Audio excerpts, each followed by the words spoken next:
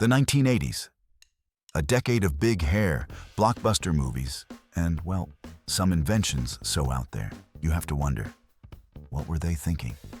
We all remember the Walkman and the VCR, but what about the brilliant ideas that crashed and burned harder than a stock market broker in 1987? Today, we're digging into 10 of the most spectacular product fails from the iconic 80s. Buckle up, this is going to be a bumpy but hilarious ride. New Coke. Let's start with a true legend of failure.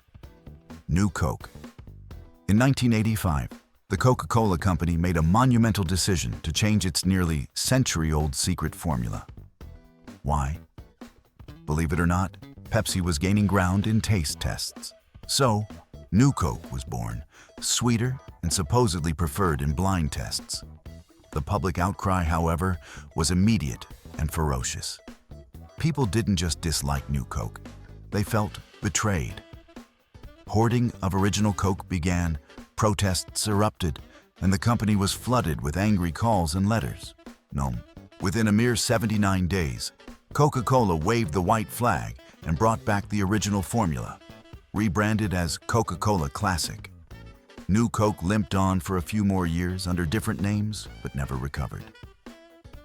It became a textbook example of, if it ain't broke, don't fix it. Especially when it is a beloved American icon. New Coke, the beverage equivalent of a surprise party nobody wanted. Sometimes, progress tastes an awful lot like regret. Kodak Disc Film. Remember the excitement of getting your photos developed? Kodak tried to make it even easier in 1982 with their disc film. Instead of a roll, the film was arranged on a flat disc housed in a plastic cartridge. The cameras were slim, pocketable, and super easy to load. Just pop in the disc. The idea was to make photography foolproof for the average snap shooter. The problem? The negatives on the disc were tiny, just 10 millimeters by 8 meters. This resulted in grainy, often blurry photos if you tried to enlarge them to standard print sizes. Despite massive marketing, the poor image quality couldn't be ignored. Professional photographers scoffed, and even casual users noticed their vacation pics looked a bit sad. While the cameras sold well initially due to convenience, the film format itself was a dud and was eventually discontinued in 1999. Kodak Disc Film, proving that sometimes convenience comes at the very fuzzy, very grainy price of your memories. Premier cigarettes.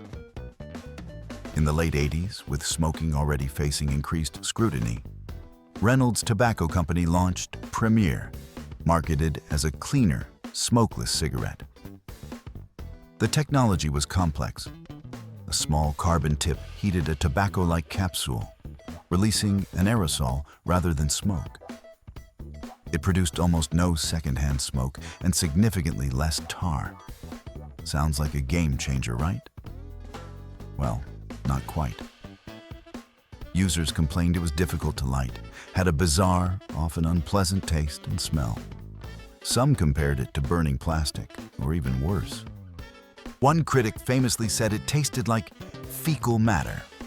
Moreover, the media and health officials were skeptical, and there were even concerns it could be used as a drug delivery device. After spending hundreds of millions on development, Premier was quickly extinguished from the market within a year.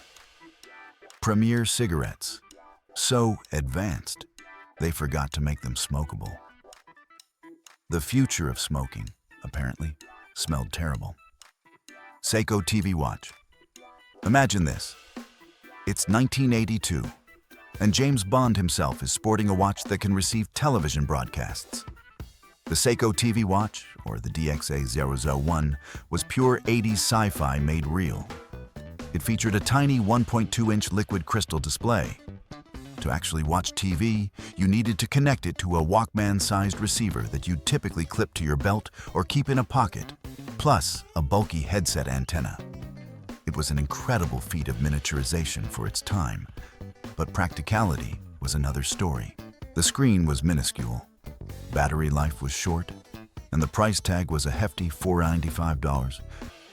It was more of a very expensive, somewhat cumbersome novelty than a truly useful device. While undeniably cool, it didn't exactly fly off the shelves. The Seikko TV watch. For when you absolutely, positively had to watch a grainy, postage stamp-sized soap opera on your wrist, and didn't mind looking like you were trying to contact outer space, feeling that 80s nostalgia, or maybe just marveling at these misfires. If you're enjoying this trip back in time, do us a favor and hit that like button. And if you haven't already, subscribe and ring that notification bell so you don't miss our next batch of retro oddities and forgotten treasures. FisherPrice PXL 2000. In 1987, FisherPrice, known for its durable kids' toys, ventured into a new market with the PXL 2000, also known as Pixel Vision. It was a camcorder marketed to children, promising them the ability to make their own movies. The truly unique and cost-saving part was that it recorded black and white video and audio onto standard audio cassette tapes. Each cassette could hold about 11 minutes of grainy, low-resolution footage. While the idea of a kid-friendly camcorder was appealing, and the $100 price tag was relatively low, the video quality was, to put it mildly, very basic. It was often blurry, with a distinct, ghostly aesthetic. Commercially, it wasn't a huge hit and was discontinued after a couple of years. However, its unique look later made it a cult favorite among experimental filmmakers and artists. The PXL 2000. Making home movies look like eerie surveillance footage from another dimension, all on your dad's old Bon Jovi tapes. Pepsi AM. Need a little pick-me-up with your bacon and eggs?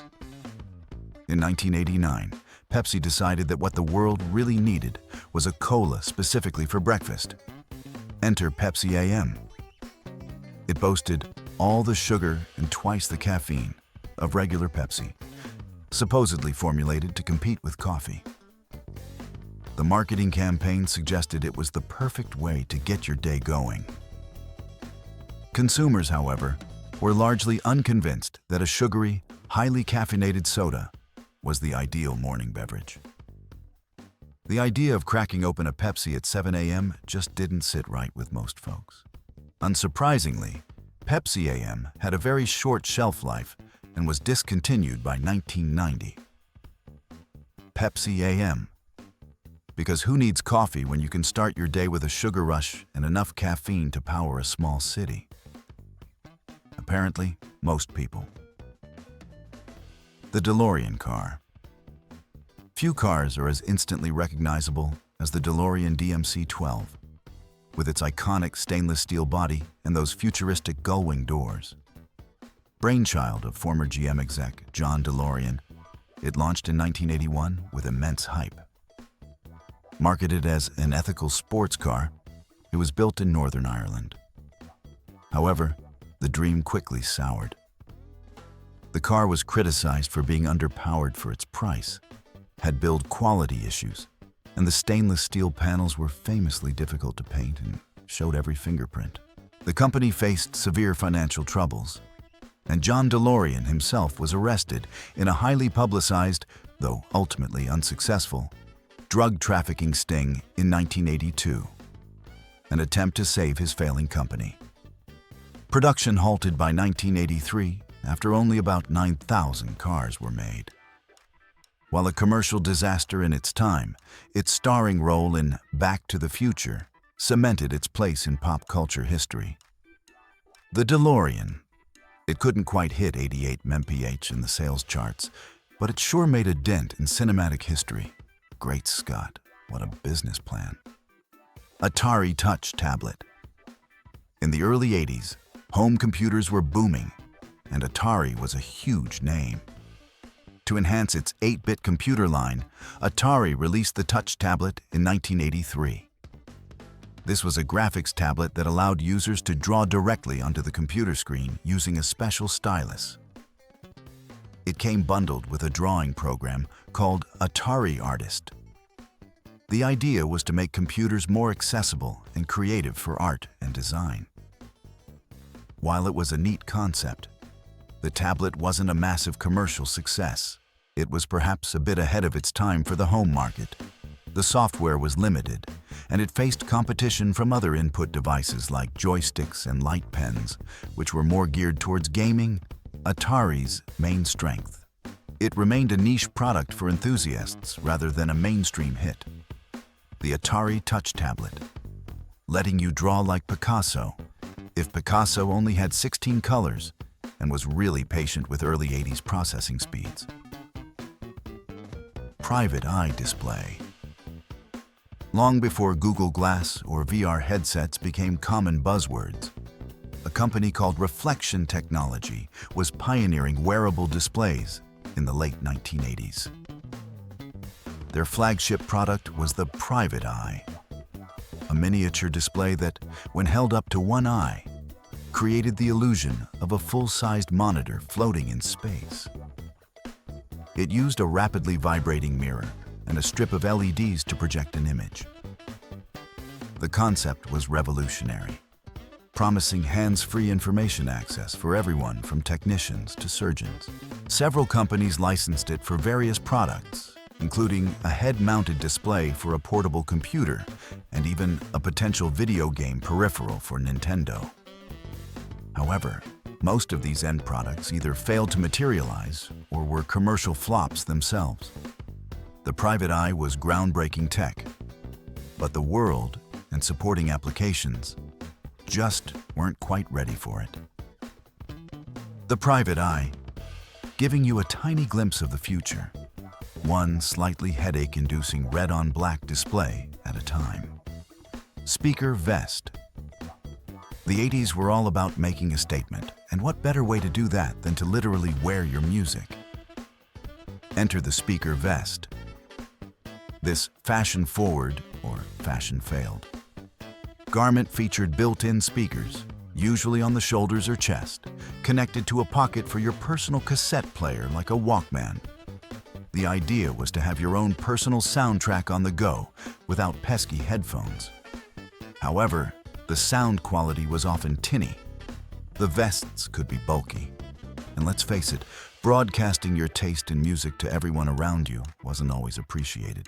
It was a novelty item that screamed 80s fad and never achieved mainstream acceptance, quickly becoming a quirky footnote in the history of wearable tech. The speaker vest. For those who wanted to share their love of Journey with the entire bus, whether the bus wanted to hear it or not. And there you have it, 10 titans of technological turmoil from the 1980s. It just goes to show that for every brilliant success, there are a dozen ideas that seemed better on the drawing board. Which of these 80s fails do you remember? Or did we miss one that you think deserves a spot on the list of legendary flops?